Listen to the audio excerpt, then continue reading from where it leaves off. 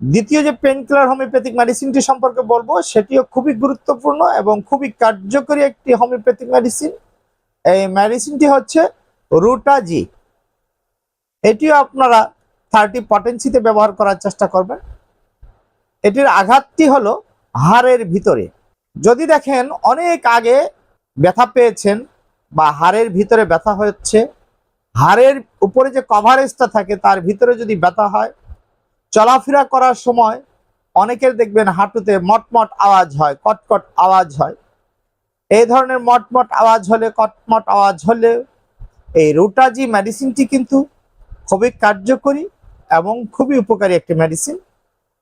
আপনারা 1-2 ফুটা করে ওষুধ 1-2 ঘন্টা পর পর কয়েকবার সেবন করলে ইনশাল্লাহ এই ধরনের হাড়ের যে ভিতরে ব্যথা বা হাড়ের ভিতরের যে কভারেজটা রয়েছে, এই ধরনের কভারেজ ঠিক করার জন্য রুটাজি মেডিসিনটি কিন্তু খুব চমৎকার এবং খুবই কার্যকরী একটি মেডিসিন।